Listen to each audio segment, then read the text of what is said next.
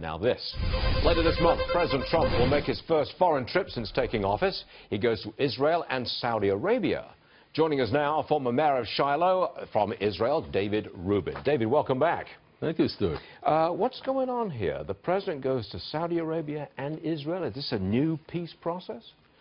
Well, it's an instant kind of peace process or cooperation between the two countries, interestingly. There's been a convergence of interests.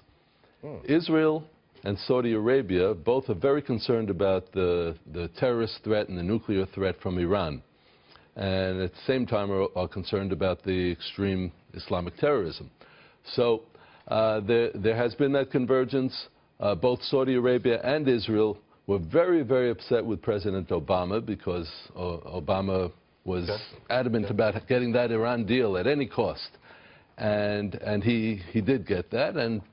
And as a result, the security of Israel, Saudi Arabia, the Persian Gulf, and the Middle East as a whole it's bedlam. So there's a common interest between Saudi Arabia, home of the Wahhabis, yes, which are militantly anti-Israel, and Israel itself. It's interesting because the Saudi Arabians can't say that. They would never say it publicly. It's absolutely taboo in the Islamic world to say anything positive about Israel.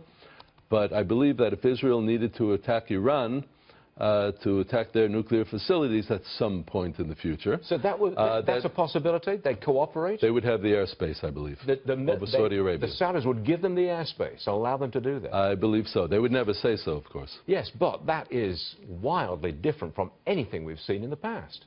Yes, but again, it's a quiet thing. It's a quiet cooperation.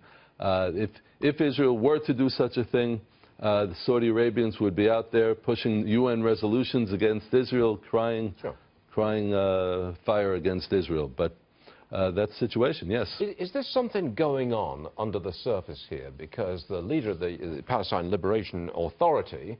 You mean Mahmoud Jihad Abbas? Well, okay, whatever you say, but Mahmoud Abbas, I understand... Well, that's what he believes in, holy war against all non-Muslims. But he was in the White House, and now the president goes to Saudi Arabia and Israel. We have to believe that there's something going on under the surface, which we've not seen before. There's nothing going on with Mahmoud Abbas, I assure you. What's going on is two parallel tracks. You have the cooperation, the tacit cooperation between Israel and the Persian Gulf nations. And then on the other hand, you have President Trump talking peace process and meeting with Mahmoud Jihad Abbas in Ramallah. But there's really nothing to be gained there, because what is going to happen is that he'll go to Ramallah, they'll talk peace, they'll talk negotiations, maybe they'll even make a date for a peace conference of some kind. And meanwhile, Abbas is still paying thousands of dollars to every terrorist who commits an attack against Israelis. That's an issue that came up in the discussions. The Palestinians do pay the families of terrorists a monthly stipend, keep them going.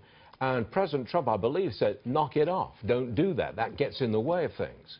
Well, it's been said before. I'm not sure if they're going to hold by it. But another interesting thing, Stuart, is that President Trump is coming to Israel on May 22nd. May 23rd is Jerusalem Day.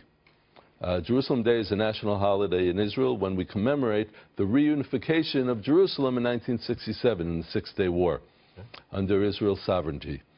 So the convergence of dates, it's just quite interesting, because I find it hard to believe that President Trump is planning to come on May 22nd, the day before Jerusalem Day, after having promised during the campaign that he's going to move the American embassy to Jerusalem from Tel Aviv and finally recognize Jerusalem as Israel's capital, if he's not intending to do something of that sort. I predict we're going to hear, if not an actual concrete step to move the embassy, I believe that President Trump will recognize Jerusalem as Israel's capital. It's good stuff. There's something going on, David Rubin. Yes, there is. There's something going on. David, thanks for joining us. You're welcome. Thank you.